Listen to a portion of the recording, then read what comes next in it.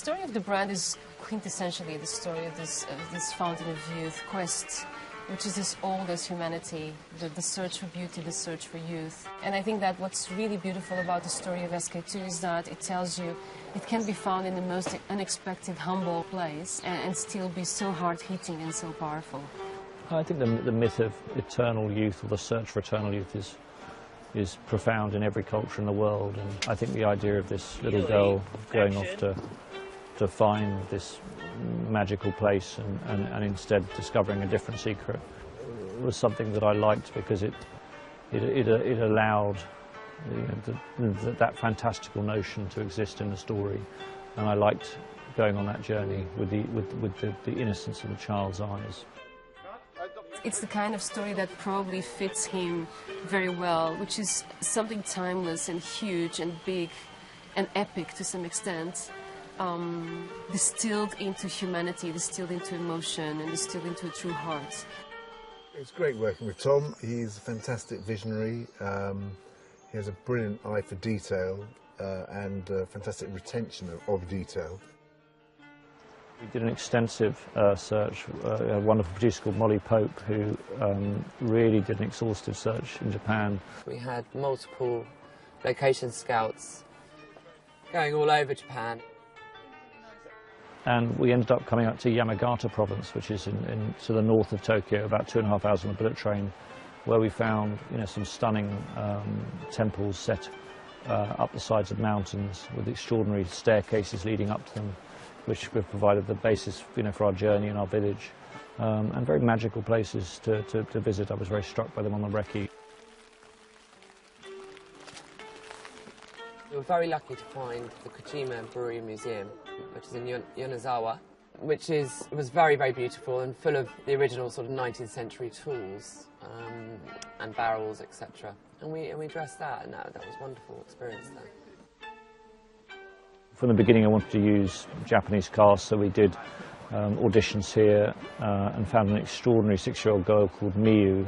We were shooting the grandmother scene, and I would give her a number of notes and over a 2-minute scene, and she'd nail every single one. So she's truly exceptional, and I hope she has a great future.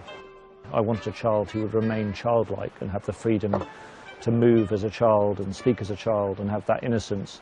And in Miyu, I have that. I mean, even when you just ask her to run somewhere, she runs with this sort of amazing style that only a 6-year-old would run in, and they're so close to their imaginative life. The Japanese film crews are excellent. I mean, they have an amazing film culture. I as a little boy, was a huge Kurosawa fan, and it's been a particular thrill to see Kurosawa printed on apple boxes and the sides of trucks, and to see that the legend of Kurosawa still lives on. But Danny's got a wonderful eye and a wonderful temperament, and one of the best DOPs in the world, so it was great to continue our collaboration. And we were talking about how interesting it was to shoot in Japan for the first time and to learn a different aesthetic in terms of the way we frame shots, so that's been a great journey.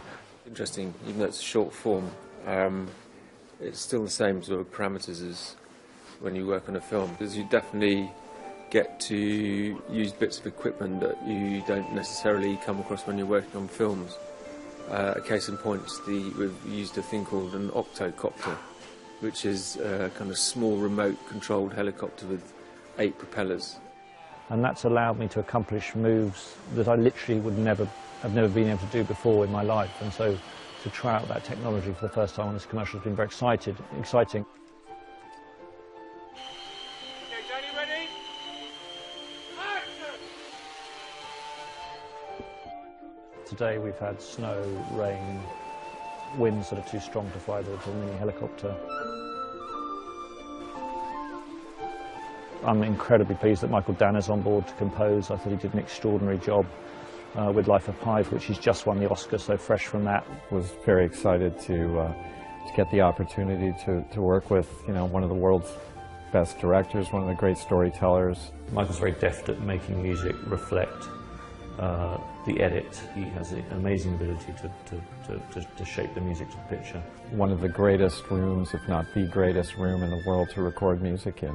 Abbey Road's particularly important to me, because it's where I recorded the music for the King's Speech, and it's a legendary recording studio where the Beatles worked, and it's a wonderful moment when you see all these highly gifted musicians come together to create the music for the finished film. I think what we wanted to capture was the sense of play, the playfulness of this little girl, the sense of youth and exploration, the idea of this world kind of opening up to her and also to us, things that we've never seen before either. So that sense of freshness and energy, fun, and yeah, and there's also a sense of mystery and you know, kind of this beautiful discovery. I think once you frame a story as a child's fairy story or a myth told for a child, it gives you tremendous freedom. And what I like about the story is that the grandmother is asked about her hands and why they're different, and she has an opportunity to initiate the girl into the realities of aging and mortality, and she chooses not to do that directly or to sort of spoil her the illusions and innocence of youth, but to tell her a story through which she can learn that truth.